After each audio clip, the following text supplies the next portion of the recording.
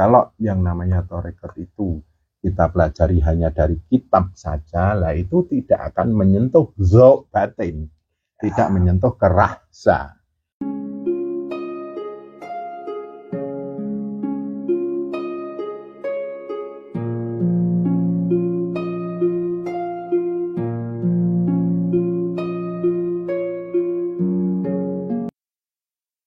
Bismillahirrahmanirrahim. Assalamualaikum warahmatullahi wabarakatuh. Waalaikumsalam warahmatullahi wabarakatuh. Ya, pada malam hari ini kita akan berbincang-bincang lagi dengan santai setelah kita tadi melakukan tirakat sehari semalam di pantai selatan ya. Kita tadi untuk menajamkan unsur batiniah kita. Ya. Alhamdulillah malam hari ini kita bedar bersama-sama untuk kita saling tukar kawruh, tukar pengalaman, tukar pemahaman gitu. Nah ini pada malam hari ini Kang Togoh, ya kita akan membahas tentang dunia tarekat. Nah ini dunia tarekat ini kok saat ini yang kita amati dan kita analisa serta kita cermati kok lebih condong ke unsur logika, ngeten lho Kang. Nah ini pada malam hari ini kita akan bahas gimana sih aslinya tarekat itu. Padahal Allah itu kan zahir batin, awal akhir. Jadi yang namanya logika atau pikiran itu kan masih ranah zahir. Lah ini ranah batinnya kok sepertinya tidak dinampakkan tarekat itu. Nah ini makanya kita bahas dunia tarekat itu kayak gimana gitu. Mungkin Kang Togoh mau membedar lebih dulu atau gimana? Ada pertanyaan dipancing sebetulnya kan dulu? Ini simpel-simpel aja ya. Ya namanya tarekat itu kan sebuah jalan. Kalau kita berjalan untuk menemukan sesuatu yang toher, ya kita menggunakan sesuatu yang toher. Kalau kita berjalan menuju ke batin, iya jalannya juga menggunakan yang batin kayak gitu ya. Iya betul. Karena apa? Pemahaman antara satu sama lain itu tidak mungkin bersama, Takos. Betul. Tidak mungkin sama ya.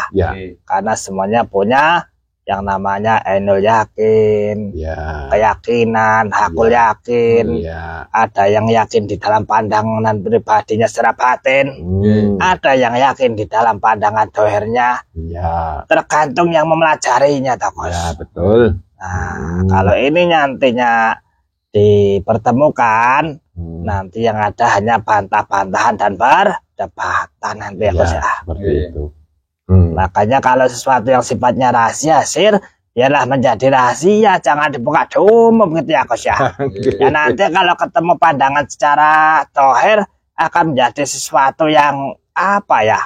Sesuatu yang tidak masuk akal, tidak masuk logika kan gitu ya Kos. Dianggap halusinasi. Nah seperti itu. Lanjut Kos. Ya yang jelas yang namanya tarekat itu adalah memperjalankan jiwa kita, pribadi kita untuk dekat dengan Allah. Lah Allah itu kan sifatnya zahir batin. Huwa zahiru wal batin. Kalau kita mau bicara perjalanan zahir, yaitu unsurnya unsur zahir. Yang kuat di unsur zahir ini adalah di otak kita, logika kita.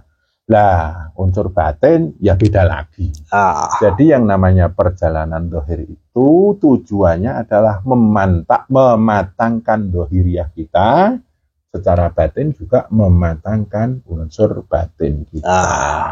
Ya, selama ini yang nampak adalah unsur zahiriyah saja. Padahal zahiriyah itu berhubungan dengan persepsi. Nanti pemahaman. Masing-masing kepala orang itu mesti beda persepsi. Kita sekarang ada berapa ini? 1, 2, 3, 4. 7 orang ini mesti persepsinya ya 7. Nah nanti pemahamannya ya 7. Nah kalau kita ini aman ya, masih bersama satu wadah, satu majelis, mungkin tidak ada perdebatan. Akan tetapi kalau ini beda majelis dan beda pemahaman yang kuat, nah yang nanti yang muncul adalah perdebatan-perdebatan. Akhirnya tarekat itu pun jadi perdebatan juga. Ini bedanya dengan orang yang belajar melalui analogika, melalui konsep pemahaman, paradigmanya menuju suatu pembacaan di dalam Alkitab ataupun di dalam sesuatu sifatnya dohir yang nampak, ya. Ini beda dengan pembacaan orang yang selalu istiqomah di dalam perjalanan batin, ya kan? Kalau orang menuju perjalanan batin itu kan rasa yang diperjalankan, ya betul. Jadi untuk diungkapkan, kalau tidak sesama yang memiliki kekuatan rasa, ya tidak akan ketemu gitu ya, Gus ya. Ya betul. Nah, lanjut, Gus. Ya, jadi selama ini yang kita tahu bahwa tarekat itu bisa kita pelajari lewat buku, mendengarkan wejangan-wejangan, kita dapatkan dari huruf-huruf ya, entah itu kitab kuno ataupun kitab modern. Kalau yang namanya tarekat itu kita pelajari hanya dari kitab saja, lah itu tidak akan menyentuh zauq batin, tidak menyentuh ke rasa.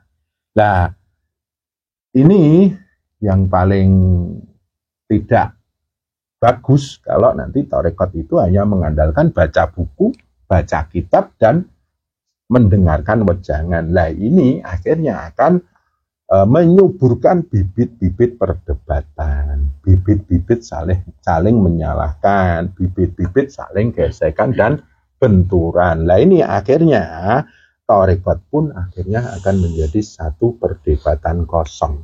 Lah kalau perdebatan mencari solusi itu bebas kalau dalam usul zahir seperti fikih. Ilmu fikih, ilmu tafsir itu ada yang namanya wadah untuk berdebat, untuk menemukan satu titik temu yang disebut bahsul masail. Itu di pesantren banyak yang namanya bahsul masail itu. Tapi kalau yang namanya tarekat tidak cukup dengan itu. Karena kalau tarekat itu asluhu, secara batiniah, aslinya itu juga memperjalankan rasa. Yang mana itu ada unsur ruh, ada unsur nur, ada unsur dat. Nah, itu kesadarannya adalah kesadaran rasa. Nah, di titik ini adalah titik yang tidak bisa diperdebatkan. Nah, kalau sudah tidak bisa diperdebatkan, akhirnya orang-orang bertarekat bisa fokus dengan pribadinya untuk memperjalankan diri kepada Allah. Lah, disitulah yang namanya menegakkan tarekat. Tapi kalau tarekat itu hanya baca kitab, mendengar dari wejangan-wejangan, lah itu nanti kalau yang muncul adalah perdebatan-perdebatan, akhirnya makna tarekat itu akan runtuh. Itu toh nggih Kang Toto.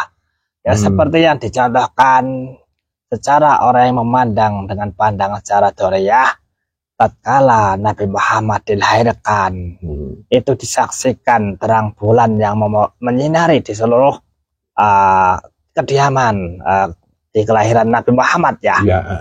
Semua para malaikat turun dari langit. Semuanya menyaksikan kelahiran beliau. Semua rijalul ghaib turun ke bumi. Nah ini kalau dengan mata dohir manalah tahu. Ya dah. Iya. Nah gitu dah. Itu harus pakai mata batin. Nah seperti mata semesta nggih.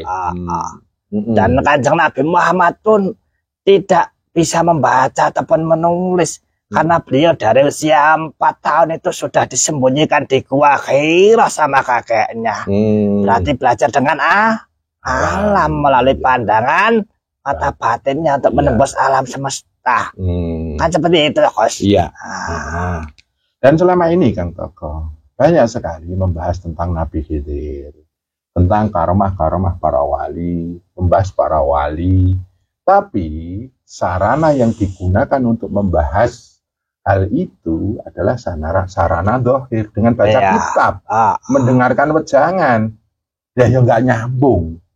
Ya, jadi yang namanya aulia Allah, Nabi Khidir dan manusia-manusia abadi yang lain itu baru bisa kita tembus kalau kita memaksimalkan unsur batin kita. Dan seandainya kita bisa menembus ke alam sana, itu harusnya disembunyikan.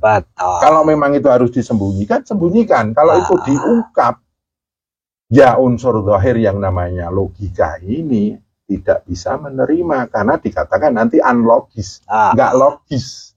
Pertama memunculkan persepsi, terus beda pemahaman, dan akhirnya endingnya orang tarekat itu disebut suka berhalusinasi. Padahal itu faktanya perangkatnya beda, gitu kan, betul. Semua ada aplikasinya. Kalau kita itu ingin menghubungi kepada yang punya aplikasi WhatsApp, ya gunakan aplikasi WhatsApp. Jangan menggunakan BBM, ya nggak tembus. Kan gitu ya. Nonton YouTube kok pakai TikTok lah, ya itu beda perangkat. Lanjut, Bos. Jadi sekarang ini istilah Jawanya kudu awas loro ning atunggal. Kita harus benar-benar awas. Ada dua yang tunggal dalam diri kita, yaitu unsur zahir dan unsur batin. Kita itu sekarang bahas apa? Yang namanya unsur zahir ya pakai perangkat zahir, unsur batin ya pakai perangkat batin. Ini bukan berarti ini adalah ilmu kebatinan. Karena ini bicara tentang Allah yang zahir batin. Jadi hidayatullah yang namanya alam hidayah atau alam petunjuk itu bisa ada di zahir, bisa di alam batin. Seperti itu. Nah, ciri-ciri tarekat yang benar ya adalah ini ada keseimbangan antara unsur zahir dan unsur batin ini. Jangan ditinggalkan unsur batinnya. Terus kalau sudah menemukan unsur batin, jangan sembarangan dibedar ke umum, repot nanti. Kalaupun kita bedar ke umum pun harus benar-benar tahu kadar dan ukurannya, supaya tidak memunculkan satu benturan, gesekan yang dimunculkan dari perbedaan persepsi zahir itu tadi, kan Tokoh. Harus disesuaikan dengan zamannya. Kalau zamannya orang-orang terdahulu itu penuh dengan kemusyisyatan. Kalau zaman sekarang musyisyat itu dimunculkan, nanti bisa jadi sulapan. Gitu ya. Contohnya seperti itu. Nah, ini Kang Tokoh. Sekarang banyak membedah tentang Sabdo Balon. Noyo Genggong. Terus Ratu Adil, Satrio Piningit, terus bahas tentang Nabi Khidir, bahas para wali, tapi perangkatnya perangkat dohir. Terus kita bicara tentang karomah wali. Karomah itu unsur gaib. Kenapa dibahas pakai perangkat dohir? Nanti takutnya memunculkan satu pengkultuskan bagi orang-orang yang mempunyai karomah.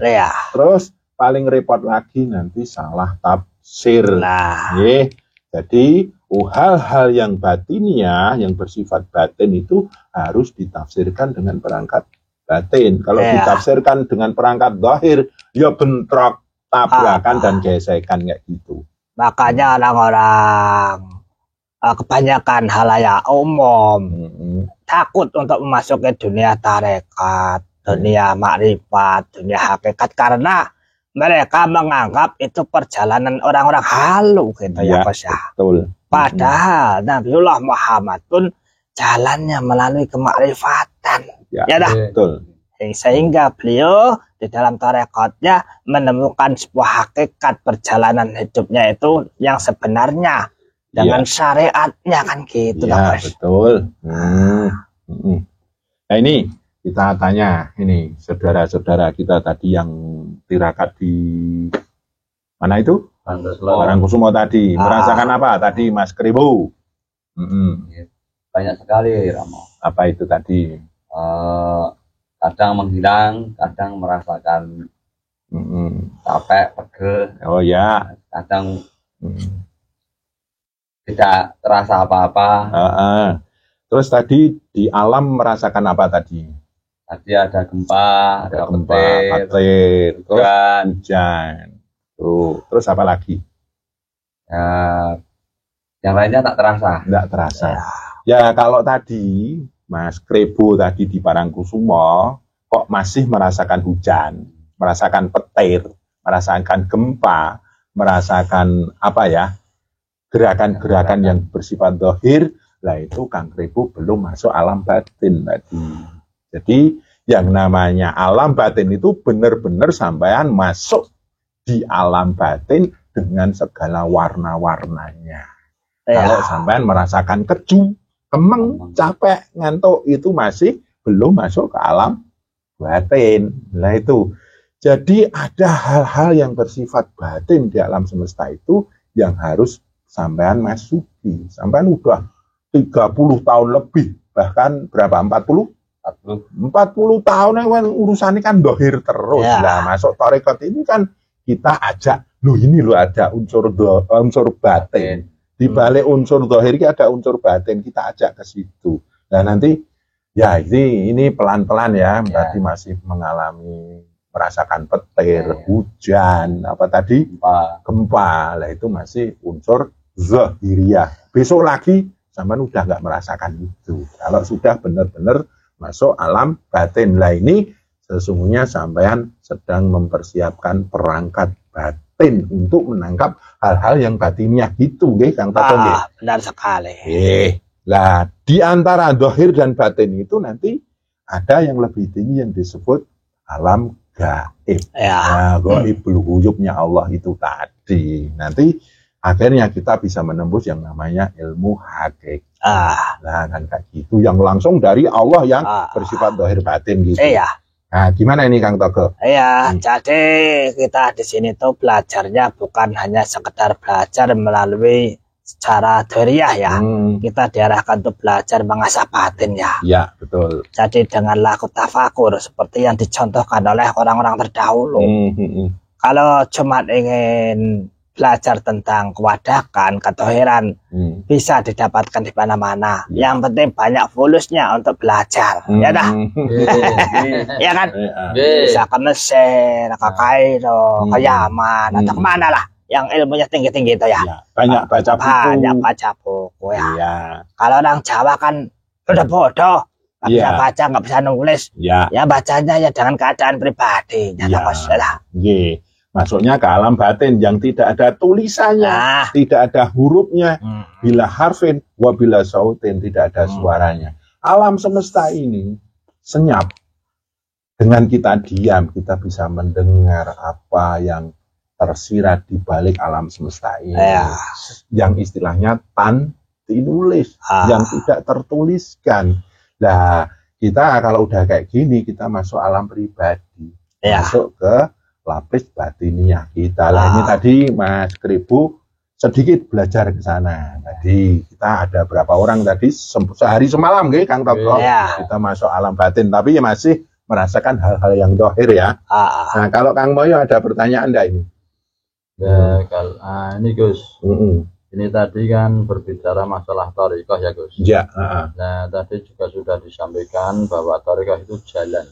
Yaitu kita memperjalankan diri kita menuju Tuhan, menuju Allah, terutama unsur kelangitan kita, roh syarnodat kita, gitu ya Gus.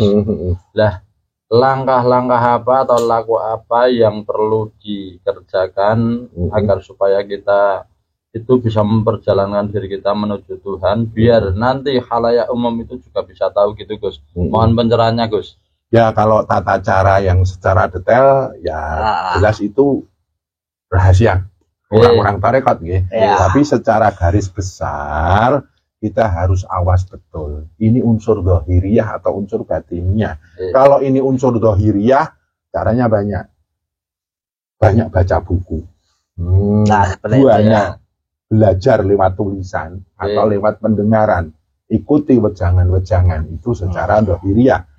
Dan banyak berzikir di situ. Insya Allah kan unsur dohiriyah panjenengan akan lebih maksimal. Ciri pematakan dohir itu yang jelas lebih dewasa, lebih bijaksana, lebih arif, lebih tenang. Nah, itu masih unsur dohir. Nah, unsur batin ya ini tadi kita masuk alam batin. Yang berzikir pun unsur batin kita, bukan wadah kita. Jadi masuk alam batin yang berzikir adalah unsur batin kita. Dan itu nanti banyak sekali tata caranya. Yang berzikir adalah rasa kita, cahaya kita, dat kita. Itu ada banyak lapis-lapisnya. Tapi untuk tata cara yang detail kan nggak mungkin kita bedar di kayak ini. Sebab ini nanti kita juga akan melanggar ketentuan juga hal-hal yang batin, Ya, masa kita mau iya, itu. karena apa? Sudah menjadi pedoman di dalam kitab-kitab Alkitab, entah itu Quran atau Injil dan sebagainya. Kalau kita tembuskan dengan dimensi kodem yang ada di dalam pribadi kita, nanti akan terjadi istilahnya persenggolan gitu ya Gus ya. Makanya yang sesuatu sifatnya sir, saya katakan tadi memang harus benar-benar dirahasiakan karena untuk menjadi jalan keselamatan di pribadi kita sendiri kan gitu ya Gus ya. Kalau panjenengan istilahnya secara dohiriyah sudah paham tentang ilmu-ilmu lah, itu masih ilmu ya, pemahaman. Tapi kalau yang namanya perjalanan batin itu menjadi kaweruh, karena ini ainul yakin bener. Dan itu endingnya adalah panjenengan mempunyai hubungan rahasia antara pribadimu dengan Allah. Nah, maka di situ dikatakan al insanu sirri wa anna sirruhu. Itu ada hubungan rahasia yang terjadi antara dirimu dengan Tuhanmu. Dan perangkatnya adalah rahsa. Yang menyadari adalah sukmamu yang sejati. Terus kamu dengan wujud ruhmu, kamu menembus alam-alam ketuhanan, entah itu rububiyah, mulukiyah, uluhiyah, itu dengan rahsamu. Dan kau berhubungan dengan nur, nur Muhammad, nurun fauqa nurin, nurullah, nurun ala nur, dan kau akan masuk dalam hubungan dat. Dan akhirnya engkau lebur, dan di situ engkau masuk dalam sidratul muntaha. Nah, kalau sudah seperti itu, ya masuk ke alam yang istilah Jawanya Tangkino Yonopo, atau istilahnya kapitayan, dan kita menyebutnya dengan ingsun rinekso doyo kapitayani pangeran gitu kan Moyo. Tapi detail teknisnya, mohon maaf kita nggak bisa mengungkapkan di sini karena ini hanya untuk orang-orang yang benar-benar datang berbaiat dan ingin belajar bagaimana sih tarekat yang sesungguhnya kayak gitu Kang Moyo. Mungkin Kang Togo mau menambahi monggo. Jadi kita harus benar-benar menjaga kesakralan hubungan dengan Tuhan. Kenapa sekarang banyak orang sampai mengatakan orang-orang bertarekat atau halusinasi karena tidak menjaga kesakralannya. Karena yang sifatnya gaib itu adalah suatu rahasia. Kenapa harus dibuka? Dan akhirnya tidak bisa diterima halayak umum kan gitu ya. Contohnya ada orang yang mengaku saya berguru dengan khadir. Saya telah diberi ilmu laduni. Kalau secara akal ya nggak mungkin manusia zaman sekarang kan gitu. Seperti itu. Makanya harus hati-hati. Padahal kenyataannya memang betul gaib itu nyata. Lah suaramu itu juga gaib dari yang Maha Kuasa. Apa berwujud, apa berbentuk itu suara. Ya kan? Bisa didengarkan tapi nggak kena wujudnya kan. Kan gitu ya. Nah, contohnya seperti itu yang simpel-simpel aja ya Mas ya. Energi suara itu juga asalnya dari mana? Energi pendengaran asalnya dari mana? Energi penglihatan asalnya dari mana? Itu aslinya gaib itu. Itu sumbernya dari alam batin masuk alam gaib yang disebut zat waibul ghuyub tadi. Nah, nanti panjenengan bisa membedakan antara yang zahir dan yang batin itu di situ. Nah, sekarang kita ngomong kayak gini, detak jantung kita aja gaib rasanya. Itu yang mendetakkan siapa? Denyut nadi itu. Terus sampean punya pencernaan itu yang gerakkan siapa? Peredaran darah yang gerakkan siapa? Itu. Nah, itu semuanya berhubungan dengan batiniah, berhubungan dengan daya gaib. Nah, kalau kita kemarin bicara tentang Nabi Khidir, tentang manusia abadi, tentang para wali, ada 10 wali inti, ada 13 abdal, itu kan istilahnya itu sudah matangnya. Tapi kalau kita mengaku-ngaku saya belajar kepada Nabi Khidir, saya belajar kepada Jibril, saya belajar kepada ini, orang akan mengatakan itu halusinasi. Itu sesungguhnya itu harus ditutup Kang Togo. Jadi karena apa? Manusia zaman sekarang itu yang dipandang adalah kemakhlukannya, makhluk yang berbicara, bukan kegaibannya, ya kan? Karena kalau yang namanya makhluk berbicara itu nafsunya yang berkata-kata, ya lah.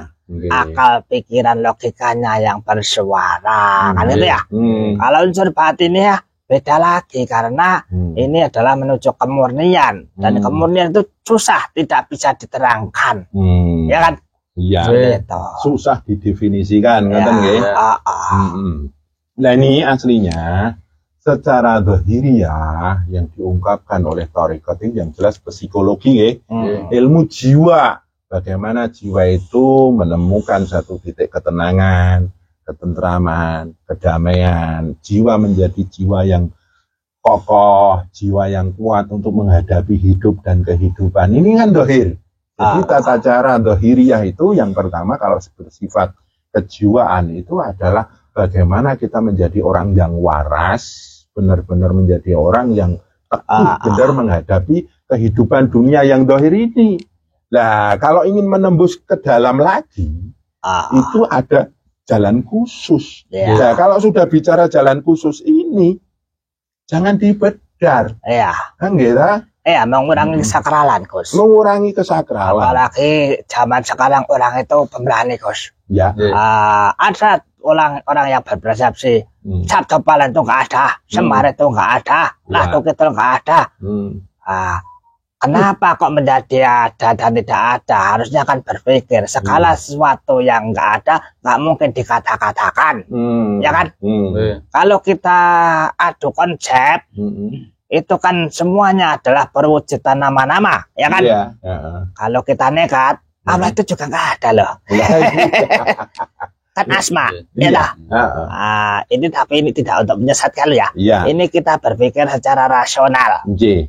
Ya, kalau kita bicara dohir hanya pakai logika, Allah di mana kan nggak nampak. Nah, apalagi kok bicara Allah, bicara Ibu Ratu, Kanjeng Ratu Kidul, Nyi Roro Kidul, terus Sabto Palono, Genggong Semar, terus apa itu? Ismoyo Jati, Manik Moyo, terus Tejo Moyo, Tejo Mantri, itu kan itu hal-hal yang bersifat gaib, bersifat batin. Kalau ingin tahu yang sesungguhnya ke situ, masuklah alam batin, masuklah alam gaib. Pakai perangkat gaibmu, pakai perangkat batinmu. Nah, disitulah engkau akan benar-benar menemukan yang namanya Tuhanmu. Itulah yang disebut ma'rifatullah. Allah kalau kita logika, ya ndak ada, nggak nyambung otak ini, nggak nyampe. Makanya kan terus sekarang ada ateis, ya tak? Yang nggak percaya ada Tuhan. Leibniz mengatakan Tuhan telah mati.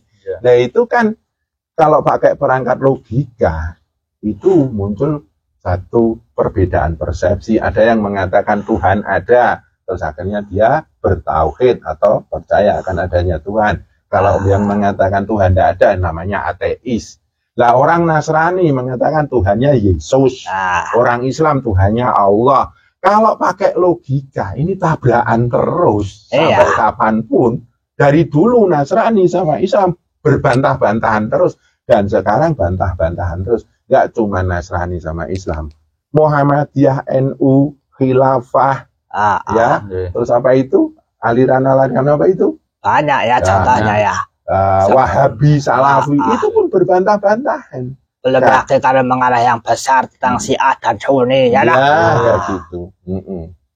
Nah, makanya sekarang kita benar-benar gimana sih tarekat yang sesungguhnya itu? Cobalah kita masuk ke alam batin, masuklah kepada alam gaib dengan bertirakat masuk kepada daya batin kita, daya gaib kita. Dan sudahi perdebatan ini. Akhirnya kita masuk pada kesakralan agama.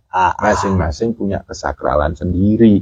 Lah nanti akhirnya kita akan masuk alam tenang, alam tentram, alam damai secara dohir, dan masuk pada lapis-lapis hakikat.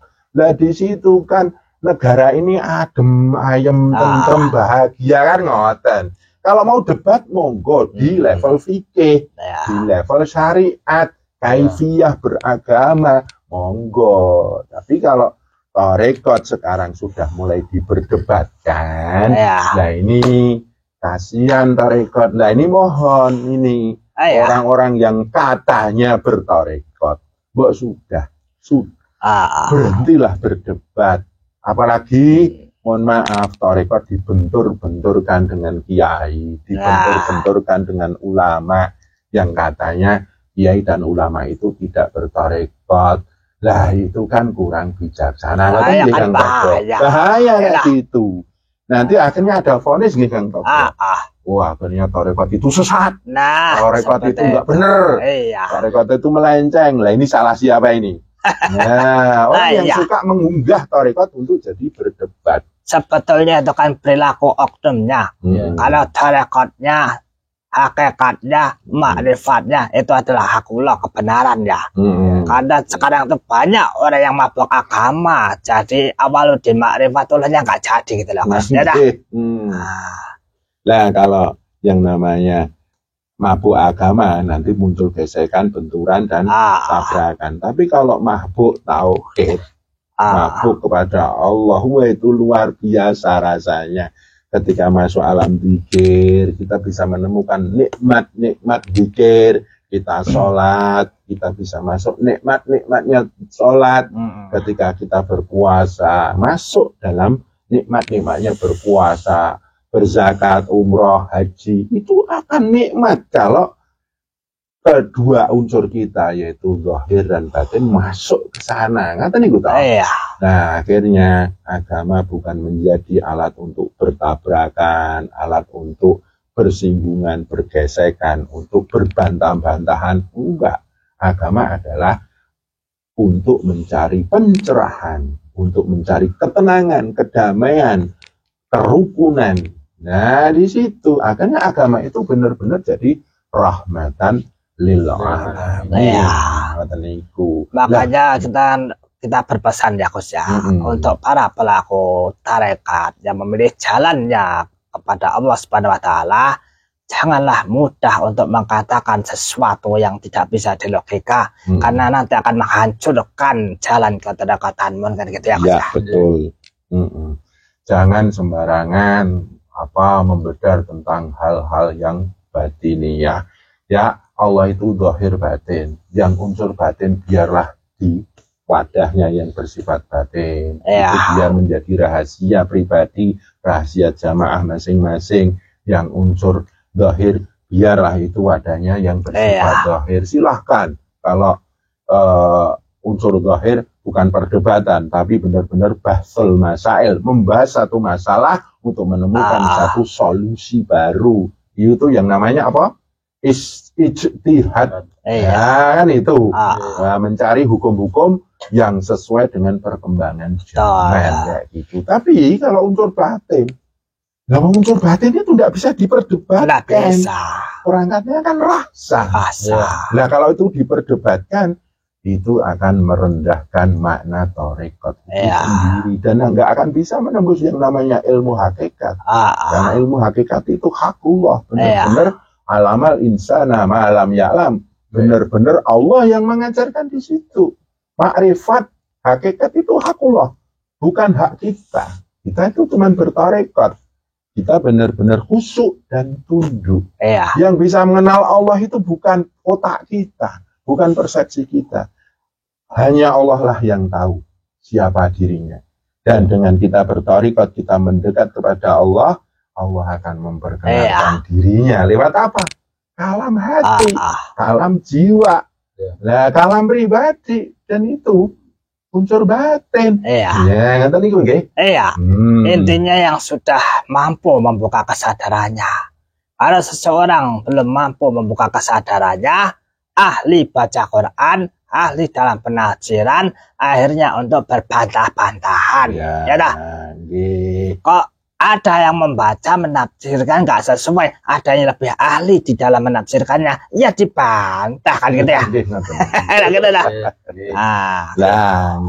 Ini para pelaku tarekat ini harus benar-benar menegakkan kesadaran batin, kesadaran yang bersifat gaib di dalam dirinya, supaya tidak memunculkan perdebatan-perdebatan di ranah tarekat ini. Mohon maaf, di Nusantara ini sudah terlalu banyak perdebatan. Alangkah indahnya kalau tarekat itu sudah bukan jalan perdebatan lagi, tapi jalan kekhusukan, jalan ketundukan, jalan pencerahan, jalan terang, dan di situ benar-benar ngaji jiwa, ngolah rasa, ngaji ngasah jiwa. Nah, kan seperti itu. Nah, istilah Jawa nih nyepuh jiwa. Nyepuh jiwa ya. Nah, akhirnya ada liring sepuh sepi Allah. Itu. Orang yang sepuh itu adalah sepi dari hawa nafsu, termasuk perdebatan, gesekan, saling menyalahkan, saling mengkafirkan, saling menyesatkan, menganggap yang lainnya salah, itu kan hawa. Al-ahwa itu. Iya. Anu deh Kang Togo, malu kita orang tarekat kok berdebat. Iya. Makanya kita di sini membuka sesuatu formula referensi yang baru gitu ya. Kalaupun nanti kita mau dibantah, mau diperdebatkan, mari kita menyelami dalam suasana kesadaran batin kita kan gitu ya Gus ya. Kalau masalah baca membaca, Gus Robek kan pernah pesantren. Nah, Moyo ini juga guru agama. Jadi Gus Robek sama Moyo bisa untuk diajak sharing masalah itu ya. Tapi kalau saya ini orang bodoh, nggak bisa baca Quran, nggak bisa tulis Quran, ya kalau sama saya cukup dengan laku bersama kan gitu ya Gus ya. Ya makanya kita sekarang kan menyatukan visi misi, menyatukan kesepakatan. Ayo kalau memang ada bibit-bibit perdebatan, kita kumpul bareng, masuk di alam rasa, masuk di alam batin, semuanya akan terselesaikan dengan sendirinya, karena di sana tidak ada perdebatan. Kang Toto. Nah, seperti saya ini sudah males berbantah-bantahan kan Toto. Mending masuk ke alam pribadi. Ya udah, kalau diajak debat, ya wis, ayo masuk ke alam batin aja. Kita kan punya daya kekuatan dari yang maha kuasa. Kalau ada yang ngajak debat kan kita bisa ngilang Kos. Tinggal ngilang saja. Tinggal ngilang. Dianggap raono ngono. Ya, yang kita hilangkan adalah ego kita. Monggo kalau mau berdebat, monggo, kita ndak usah ikut-ikutan debat gitu nih Kang Toto.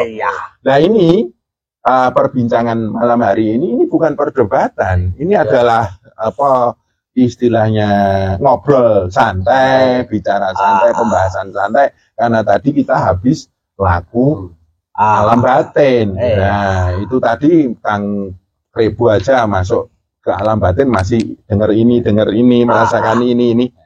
Itu pun kita mengatakan belum maksimal kita. Lah kan nggak gitu. Tapi memang luar biasa kali Gus. Semenjak saya belajar sama Gus Robek, ketemu Moyo juga ini bisa. Saya dulu waktu sekolah itu bodohnya minta ampun Gus, diajari selalu nggak bisa, nilai rapotnya 5 Gus. Tapi dengan perjalanan batin ini alhamdulillah Gus, jadi saya lebih menyadari tentang keberadaan saya, untuk apa dan mau kemana ya. Seperti itu.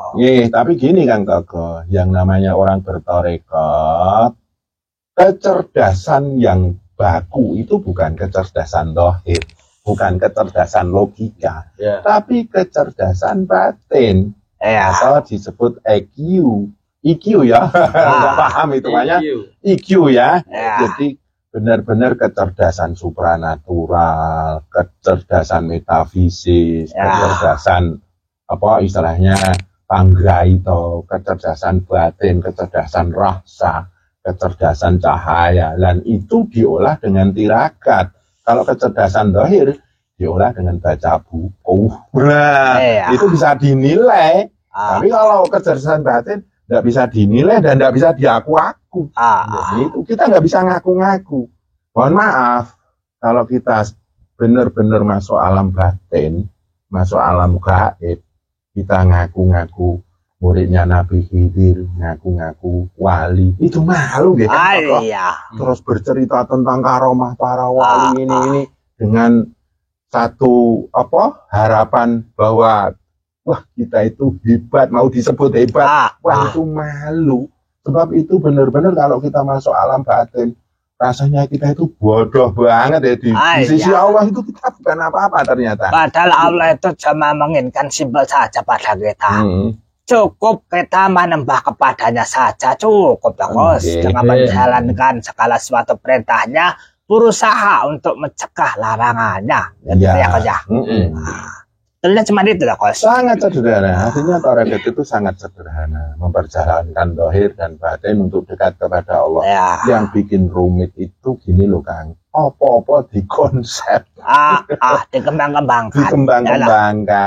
Jadi kalau wong apa-apa kok dikonsep, karomah dikonsep, kewalian dikonsep, manusia abadi dikonsep, padahal itu hak Allah. Nah, konsep yang dilontarkan pun dari baca buku, dari mendengarkan pejangan guru, bukan benar-benar langsung mengalami di alam sana. Lah itu loh repotnya. Padahal kalau udah ngalami di alam sana kan banyak yang harus kita sembunyikan. Nah, repotnya kan kayak gitu. Coba bayangkan, dikala kita sebulan penuh itu berendam di laut, kalau di konsep ya nggak bisa, Kos. Nggak bisa. Namanya ombaknya tinggi sekali. Kalau Allah tidak menyelamatkan, matilah kita semua. Gitu. Dulu pernah kita ya tirakat di laut 300 meter di tengah laut. Itu kalau di konsep wah ngeri itu. Tapi kalau kita masuk koridor batin, Masya Allah, ya semuanya akan baik-baik saja. Akan dilindungi Allah yang maha batin itu tadi. Iya, karena ketika kita masuk di dalam laut tersebut, kita masuk di lautan batin kita. Kali gitu ya. Nah, mungkin ini ada pertanyaan lagi dari sedulur-sedulur Kang Moyo atau Kang Krepu nih. Ada pertanyaan buat ini. Tanya lagi Gus. Pripun. Tadi kan habis selesai laku tirakat sehari semalam di Parangkusuma ya Gus. Iya betul. Nah, di mana setelah melakukan tirakat itu nanti bisa diaplikasikan dalam kehidupan sehari-hari. Nah, dalam tirakat itu kan ada yang muncul itu aspek zahir, aspek batin. Iya. Nah, ada yang merasakan aspek zahirnya, aspek raganya. Iya. Nah, ada yang bisa merasakan masuk ke aspek batiniahnya. Lah, pertanyaan saya, nanti barangkali bisa dibedah di sini, Gus. Lah, bagaimana agar supaya dalam bertirakat itu bisa bertetap dalam aspek batiniah itu, Gus? Mohon pencerahannya, Gus. Ya.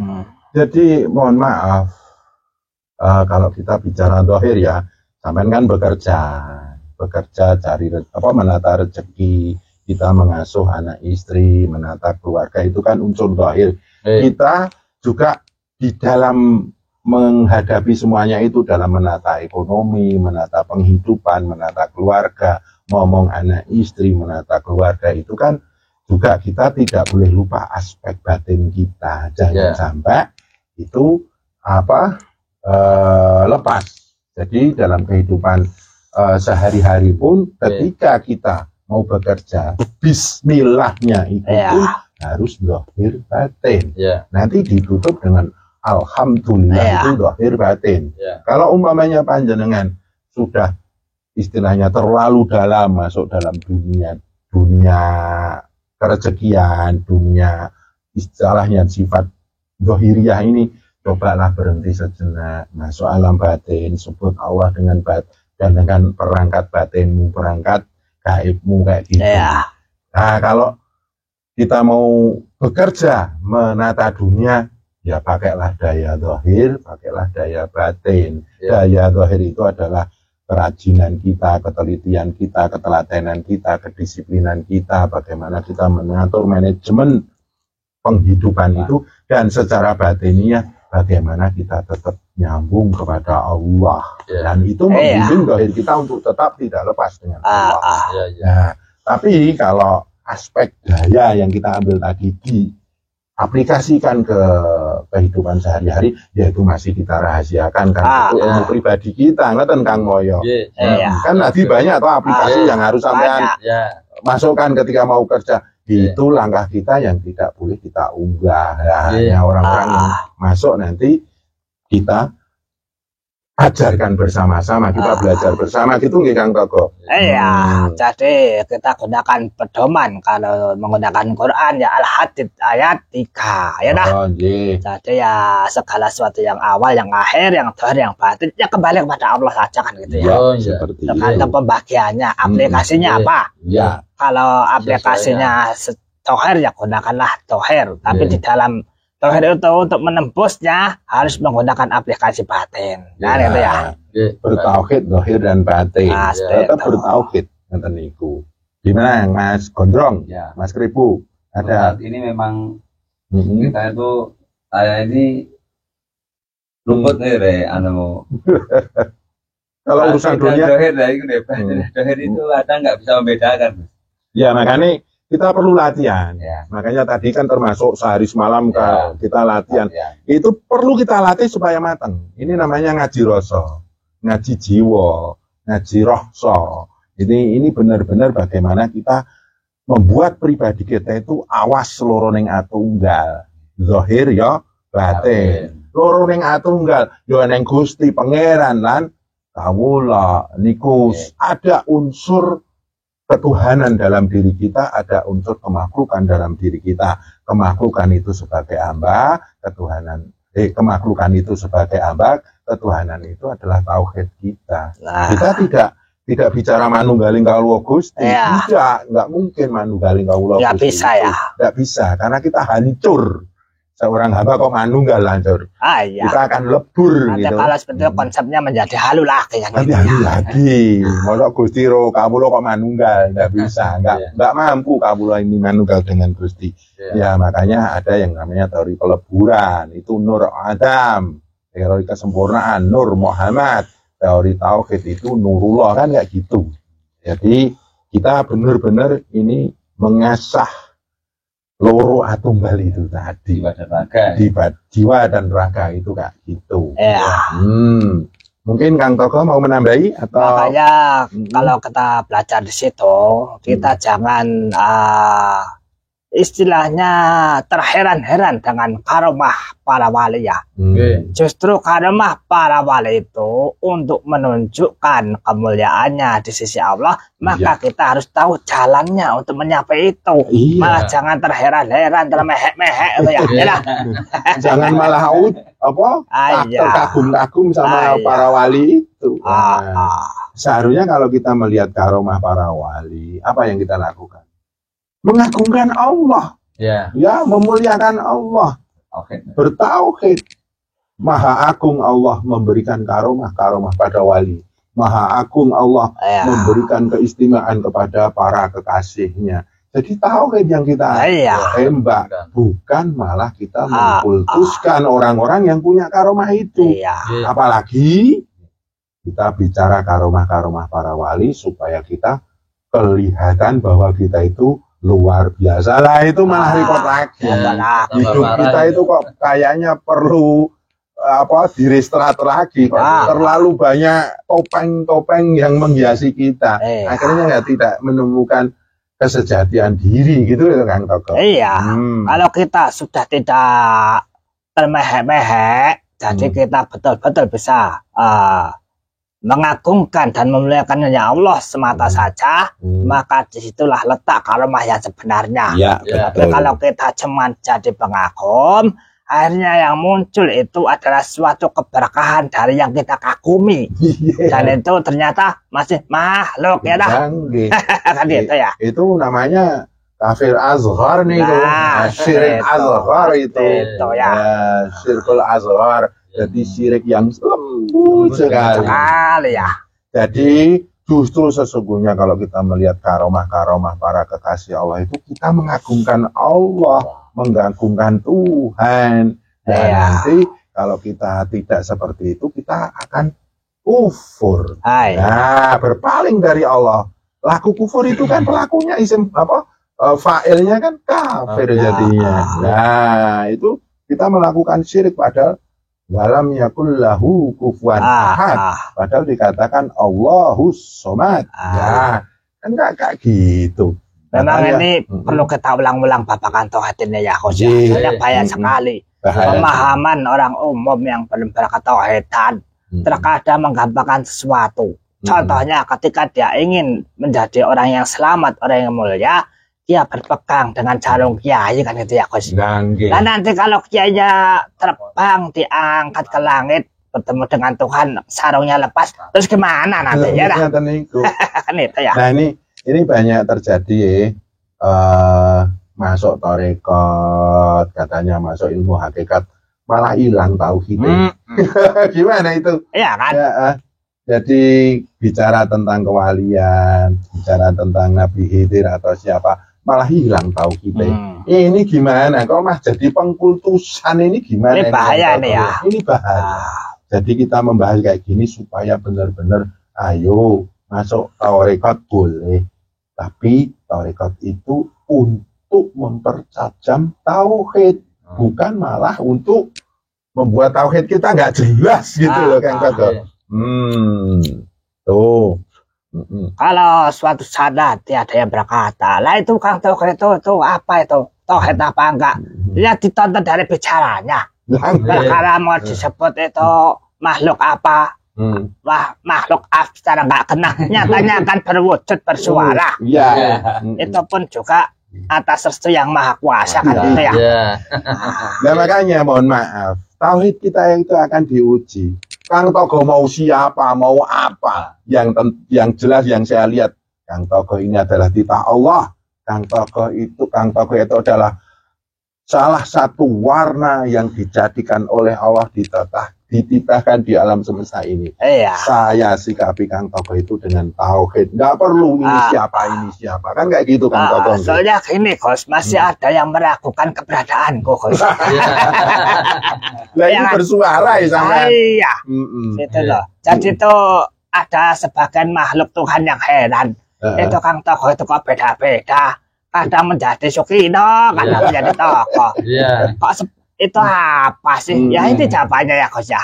Ya, jawaban saya adalah apapun Kang Togo, siapapun Kang Togo, dan bagaimanapun Kang Togo, saya tetap mengagungkan Tuhan. Maha Agung Allah menciptakan Kang Togo. Maha terpuji Allah menciptakan Kang Togo.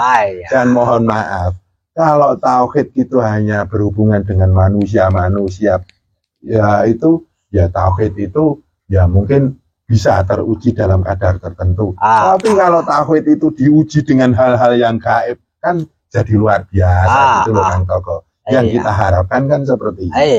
Jadi saya bersaudara dengan Kang Togo ini, koridornya tauhid. Tidak ada koridor lain. Sampai itu loh, sampai Gosopek itu kalau ada tamu yang datang cukup salam batin. Gitu ya. Karena ini menjaga ketauhidan gitu ya. Iya. Ya dah. Saya kalau ngajar anak-anak salaman batin mawon supaya tidak ada istilahnya hubungan pengkultusan dan akhirnya menghijab orang-orang untuk datang kepada Allah, karena banyak nih kan sekarang mursyid jaluk dihormati, disubyo-subyo, dicucuk-cucuk, akhirnya kan itu menghijab yang belajar kepada Allah kan. Gitu. Kecuali kalau tauhidnya sudah ngacak-cacak, udah betul-betul jadi, ya monggo adab kepada seorang guru diberlakukan. Nah ini tauhidnya belum jadi, menggunakan adabnya bubrah. Kan gitu. Lagi. Makanya kita tidak ingin terhijab kepada salik-salik, kita bersaudara, duduk bersama, santai, supaya apa? Tidak ada yang namanya batas hijab, yang namanya derajat. Semuanya makhluk Allah. Kita berhubungan, koridornya ada budi pekerti mawon gitu kan. Tidak ada pengkultusan. Cukup menghormati saja. Cukup menghormati saja, saling menghormati. Makarimal akhlak mawon gitu. Seperti itu Kang Rebo sama Kang Moyo, mungkin ada pertanyaan lagi. Nah ini mau nambah sedikit tadi yang disampaikan Pak Titogo. Sebagian makhluk Allah yang bingung atau gimana dengan Kang Togo ya, dengan Pak D gitu. Nah ini kan juga bisa ditegaskan, ada ketegasannya. Ungdur makola walatang durman kola, seperti itu. Lihatlah apa yang dikatakan, jangan melihat siapa yang mengatakan gitu, Pak D. Kalau melihat yang mengatakan wong saya ini bisa jadi siluman. Bisa jadi apa-apa ya kan. Apa-apa. Ya dah. Sakleme dhewe. Semau saya ya. Ya, kita belajar sama Sulaiman. Sulaiman itu ada jin ifrit, ada jin sakhar, ada makhluk-makhluk gaib. Nyatanya Sulaiman ya tetap bertauhid. Ya kan gitu. Nabi Sulaiman malah dikatakan nabi yang istilahnya luar biasa.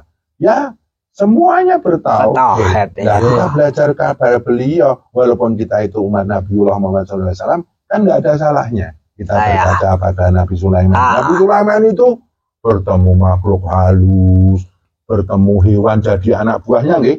Nah, Nabi Sulaiman itu alaihissalam itu hewan saja jadi anak buahnya, jin jadi anak buahnya, makhluk gaib ada anak buahnya, dan Nabi Sulaiman itu tidak membeda-bedakan mereka. Makanya kalau berhubungan dengan Kang Toko, saya nggak mau tahu siapa Kang Toko, bagaimana Kang Toko. Yang penting Allah menciptakan Kang Toko. Pasti ada manfaatnya. Rabbana ma khalaqta hadza batila. Allah itu tidak pernah sia-sia menciptakan hambanya. Dan alhamdulillah saya juga sudah kebuka kesadaran ya Gus ya. Semenjak Gus Rebel kita mengajari tentang syahadat, sholawat, ketauhidan, saya menemukan diri saya. Dulu saya tuh bingung Gus, saya ini siapa, mau apa, mau kemana. Gitu ya. Akhirnya ngelambrang masalah kemari, karena tak punya tempat. Alhamdulillah di sini saya diakui luar biasa. Dan ini ada koridor batas nih. Ketika saya sendiri, saya bertauhid. Ketika Kang Toko sendiri, Kang Toko bertauhid. Teman-teman sendiri bertauhid. Kalau ketemu kayak gini, ayo kita sedulur menyambung welas asih bersama-sama. Ayo belajar menuju kepada Allah gitu nggih. Nah, tapi alhamdulillah Kang Toko tanya cerdas lah, akhirnya nangkep. Kadang saya pun kalau ada kekurangan tanya sama Kang Toko. Kang Toko ada kekurangan tanya sama saya. Akhirnya kami berdua menjadi dua sosok yang bersama-sama bersatu padu. Ayo kita bertauhid. Saling belajar. Saling belajar. Kalau udah di sini, gurunya hanya Allah Allah lah yang disebut maha guru. Kita semuanya adalah manusia-manusia yang ingin belajar pada Allah. Nah ini insya Allah jelas Kang Moyo. Gimana? Pertanyaan apalagi itu Kang Moyo tentang Kang Toko ini? Ya saya kira dengan apa yang sudah disampaikan tadi sudah cukup jelas. Ini karena masih banyak pengalaman spiritual yang nanti kita bicarakan ya. Kalau di bidang sekarang kasihan handphonenya udah panas itu Coach. Kita itu sederhananya syuting aja pakai handphone ya Coach. Makanya ya terbatas ya. Nanti kita sambung lagi dialog-dialog santai kayak gini yang jelas dari awal dan akhir kita bertauhid. Kayak gitu saja. Awal akhir bertauhid, zahir batin bertauhid. Tauhid itu dari kata ahada. Menyambungkan rasa kita, menyatukan rasa kita kepada Allah dan tunduk kepadanya, kan? Ya, inna sholati wa nusuki wa mahyaya wa mamati lillahi rabbil alamin. Gitu Kang Toko. Ya, mungkin seperti ini dulu ya Kang Toko. Kang Moyo, Kang Krebo. Ya, cukup dulu. Besok kita sambung lagi dan semoga ini bermanfaat.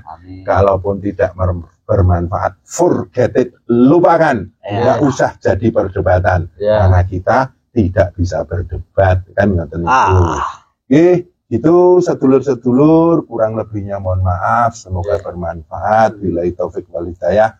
Assalamualaikum warahmatullahi wabarakatuh. Waalaikumsalam warahmatullahi wabarakatuh.